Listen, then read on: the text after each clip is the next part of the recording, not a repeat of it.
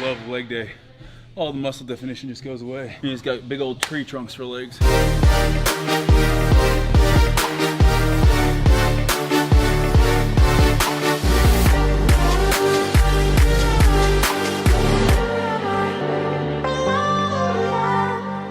Second day back in the gym, it's a leg day. Our split right now is basically chest back on Monday, legs Tuesday, shoulders and arms Wednesday, and then repeat. So we're training them 6 days a week. If I need an extra rest day, I take an extra rest day, do some hike or something, but besides that, 6 days a week. I'm gonna show you a little life hack. You guys might have seen this if you watch Fitness Culture on my channel. So if you can't front squat, can't get in that mobility, you can always use a strap, wrap it around your hands, boom, front rack position. Jumping into this leg day, really focusing on going a little bit heavier today. We haven't done a front squat in a while. Been doing a lot of body weight stuff, which has been great. Able to train heavy though is always nice. Right now, I went over the split with you guys, so this is gonna be our first leg day of the week. It's gonna be our heavier day. Really focusing on working off our 1 rep max for 5 to 7 reps. We're gonna try a front squat in an actual rack position on this one, see how it goes. It's been a minute since I actually held a front rack. Really focusing on getting depth without getting too low. Jake has had bad knees, so he really has been training around that, predominantly doing box squats. So you'll see us using a bench here as well. But again, we're going to 275 on these front squats. No excuse for leg day. Gotta do some squats. I will say this though, all this body weight stuff we've been doing really helped with muscular endurance and just feeling better, feeling good in the joints, taking a break off. You can see Jake utilizing the box squat here. Nice and slow, touch and go. Not bouncing off of the bench, but touching and coming back up. I'm using it more to just get depth. When I feel it touch my butt, I know that the bench is there. I've now hit 90 degrees. Boom, time to come back up. My right knee, if you guys have watched Morgan's video, you can hear it clicking like crazy. It sounds pretty gnarly. So trying to steer clear of going too low on the squats where you start developing a little bit of the knee problems. But definitely focusing on getting to that 90 degrees. You can also see we're using a slant board under us right now. That's really to put more of an emphasis on the front part of our quad rather than the glutes. Always nice to have a partner when you're doing a heavy leg day because legs can just suck at times. It's got to be one of those things you need to get through. Also spotting, even if it's just watching. Uh-oh, Parker, we're getting leaner. That cut's starting. We're gonna have to put some new holes in the belt. It's gonna be our last set here. You can see we're well over 315 now, moving to back squats. So this is our last exercise, moving to back squats from our front squat. I like doing this because you're loading up the weight with your front squat. Obviously, you're not gonna be as strong in your front squat as you are your back squat. So you do your front squats and then you do a couple sets on the back squat. So this one we went a little bit higher rep-wise, 8 reps or so. Again, Jake's utilizing that bench to know how much depth he's gotten. I like doing a little bit of front squats and back squats. The program might call for 5 sets of front squats, and I'll do 3 sets of front squats and 2 sets of back squats. That's what we did today. Don't always do that, but it just feels good to train heavy again. All right, next up, we are going to our reverse lunge. Reverse lunge here, you can just see using a weight that we can still do 6 to 8 reps on our heavier day. And this is a reverse lunge. You can see we're taking a step back. That's really the only difference between a reverse lunge and obviously your standard lunge.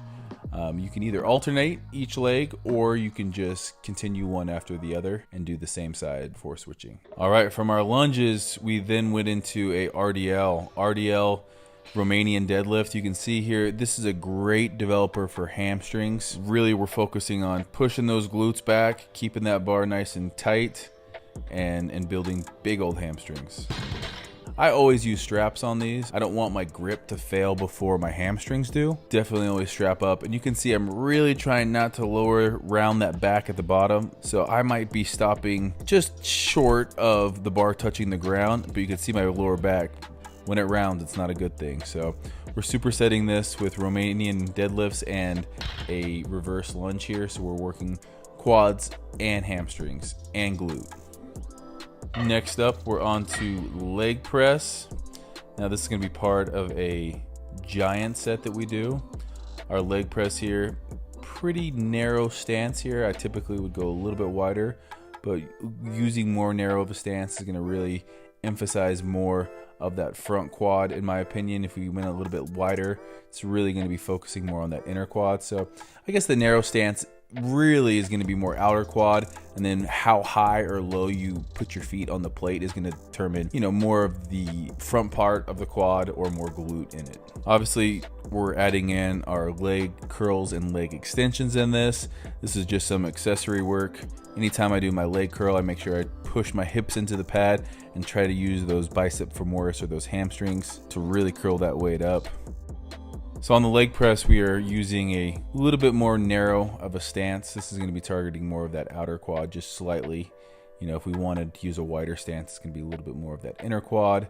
The more your feet are towards the top of the plate, the more posterior chain you're going to just bring into play, and then the lower your feet are, the more that vastus medialis. Doing this in tricep fashion, we complete each exercise. We're doing 8 to 12 reps on everything here, a little bit higher volume. I love leg day. All the muscle definition just goes away. He's got big old tree trunks for legs. Moving on to our little conditioning. So today's conditioning is a butt kicker. It is still focused on legs, with the first movement being overhead squat. I love overhead squats because it really forces you to keep a tight core and really focus on controlling the movement. The eccentric part, as you come down and touch your knee, you have to be under control. If it's on your back, it's a little bit easier to kind of just bounce up and down, but when you have to have a tight core, it's really important, or when you have that weight over your head, it's really important you keep a tight core. Jake in his CrossFit days, he's great at these. It's definitely great to train with somebody who's good at movements that you're not good at. You can see what you're doing that isn't working, or you can see where you need to get better and make those changes. Definitely a little bit more of an advanced movement here. It's going to combine not only our legs, but a lot of core, and then obviously shoulders there. And then it definitely gasses you out quicker than normal lunges. From there, we're going straight into a 400-meter run. It's called you go, I go cardio. I do something, Jake does it. He comes back, do the same thing, switch to exercise.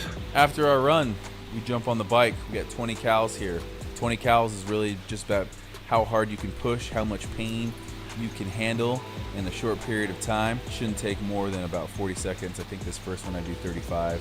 Jake does it sub 30. So this cardio I love.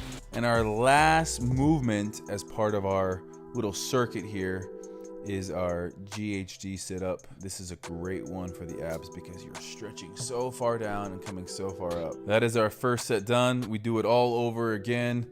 The legs are absolutely just gassed at this point. So much blood, volume, strength. We're doing some conditioning here now, so muscular endurance is shot. So we're doing 2 rounds completely gassing out our legs here. I love finishing workouts like this. This Airdyne just absolutely sucks this round, but you got one left to do. You got to get it done. Try to beat your first time. Those of you guys out there watching, let's see how many cals you can do on the Airdyne, all out, 14 seconds. Jake did 20, I hit 27 seconds for 20 cals. Finishing off with a GHD sit-up, making sure that you touch the ground. I wasn't doing that on my first couple reps. You need to make sure you stretch and get your hands back up. I really like to focus on flexing my quads to start the movement. You can see Jake just being explosive here.